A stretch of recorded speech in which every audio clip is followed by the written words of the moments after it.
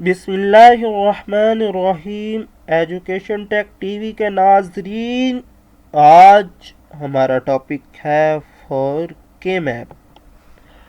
Digital logic design की series में आज हम जो पढ़ेंगे उसे फोर वेरिएबल्स के मैप कहते हैं।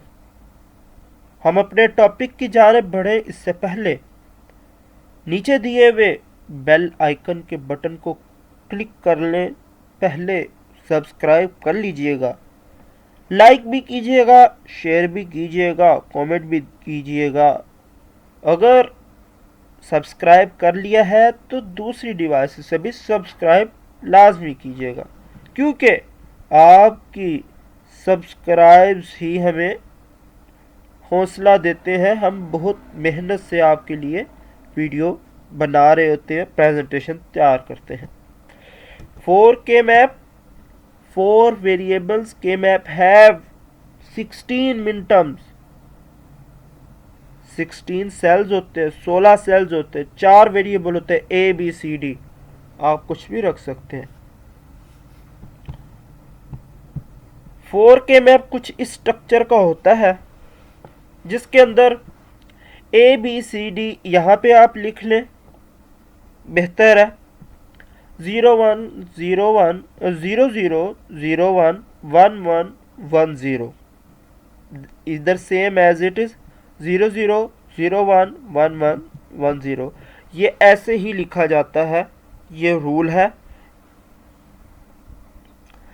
और फिर इसके इस तरह लिखने की वजह से हमारी जो ये वाली जो मैंने कलर हाईलाइट किया हुआ है लाइन को, दोनों लाइनों को, इस पे इम्पैक्ट आता है और ये हमारी कुछ इस तरह लिखा जाता है अंदर की वैल्यूज़ को। अगर आप पेपर में बैठे हैं, आपका कल पेपर है और आज आप 4K मैप को देख रहे हैं कि भाई ऐसा हो, मैं कैसे समझूँ? कोई टेस्ट है, मंथली टेस्ट है, आपका कोई कॉलेज या यूनिवर्सिटी में कोई मिड के पेपर्स चल रहे हैं, कोई टेस्ट ले रहे हैं सर, तो आप चाहते हैं मैं समझ लूँ, तो कैसे समझें आप? इससे भी आसान हल मैं आपको बता देता हूँ। ये ले, बहुत ही आसान। सिर्फ आपने ये सीखना है, ये साइडों पे जो लिखी हुई है, ये आप 8 वैल्यूज सीख लें कैसे लिखते हैं। 4 सीख लें, 4 तो एज इट इज लिखी हुई है, ठीक है।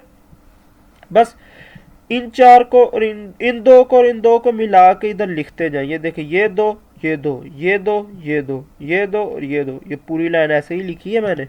आप देख लें, 000 लिखा, 0001 0011 0010 ऐसे ही लिखी हुई है। यहाँ पे भी एज इट इज़ है। ये देखें, यहाँ पे 00 आ गया, ये 00 लास्ट तक रहेगा और यहाँ से ये 00 ऐड होता रहा। ये देखें, मैंने कोई चेंज किया नहीं ना। ये जो सारी वैल्यूज़ हैं ये मैंने ये लिखी हुई है, M0 M1 M3 M2 M4 M7। ये कैसे लिखी है मैं आपको ये ट्रुथ टेबल दिखा देता हूँ। ये देखें ट्रुथ टेबल, 0 से लेकर 15 तक मैंने वैल्यूज़ लिखी हुई है। 4 वेरिएबल के हिसाब से ट्रुथ टेबल बनाया हुआ है। अगर आपको ट्रुथ टेबल भी बनाना नहीं आ रहा तो हमारी वीडियो देख सकते हैं आपको यकीनन आता होगा। तभी तो आप 4K वेरिएबल मैप चेक देख रहे हैं, तभी तो आप ये लेक्चर तैयार कर रहे हैं। अब हम अपने क्वेश्चन की तरफ बढ़ते हैं जो एक्चुअल में पेपर में आते हैं क्वेश्चन। वो तो ऊपर तो आपको समझाने के लिए था 4K वेरिएबल मैप है क्या। क्वेश्चन हमें दिया होगा FABCD फंक्शन है कोई ABCD। हमें नहीं बताया कि ये कौन सा वेरिएबल के मैप है, हमने खुद बताना है कि ये 4 है, 3 है, 5 है।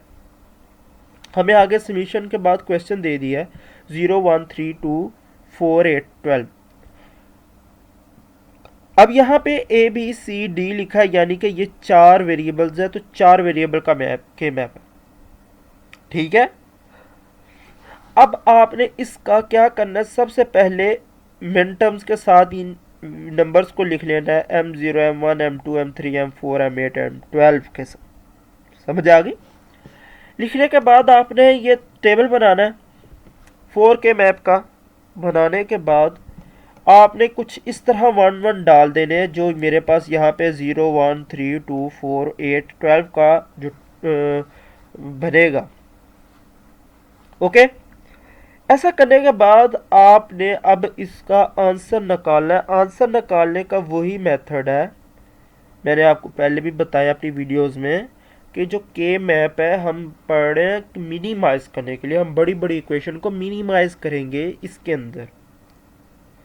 इसको मिनिमाइज करने का जो तरीका है वो ये देख लें कि इसको अब मैं ये करूं कि यहाँ पे A B C D, A bar B bar C bar D bar, इसके अंदर ए bar B bar C bar D, फिर इस तरह ये इनकी सारी वैल्यूज लिखूं, फिर उनके अंदर से मैं कॉमन लेकर उनको मैं अलग करूं, फिर मैं बुलियन के एक्सप्रेशन लगा के उन्हें वन करूं, है तो ये ऐसा लंबा चौड़ा करने से हम बचने के लिए हम के मैप इस्तेमाल कर। डायरेक्ट आंसर कैसे निकलता है इसके अंदर, हम यहाँ पे देखेंगे कि कॉमन क्या आ रहा है चीज़ें।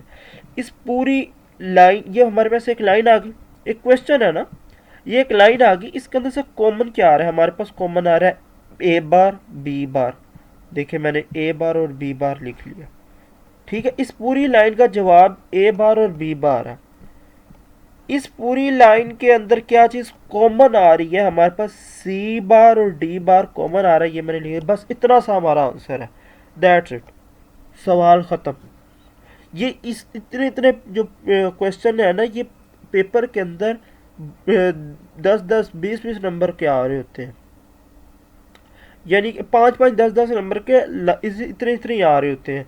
आप अगर मिड का पेपर दे रहे हैं तो मिड के पेपर में अगर ये आ गया, अगर आपको क्वेश्चन सर ने दे दिया है तो मे बी वो 10 नंबर्स का दे दे, 5 नंबर्स का दे दे, ये लाजमी आते होते हैं पेपर में क्वेश्चन, आप पढ़ रहे हैं तो आपको पता हो। एक और हम इसी तरह का क्वेश्चन देख लेते हैं जो अक्सर बच्चों को नहीं आ रहा होता, ये इस तरह के क्वेश्चन, ये जो मैंने अभी आपको सवाल लिखा हुआ है ये बहुत इंपॉर्टेंट है question, very very important question है। अक्सर टीचर इस तरह का क्वेश्चन देते हैं बच्चों को कंफ्यूज करने के लिए, बच्चे कंफ्यूज हो जाते हैं, उनको ट्रिक है, ये हल्की सी ट्रिक है, आप समझ लें ट्रिक कैसे की हुई है।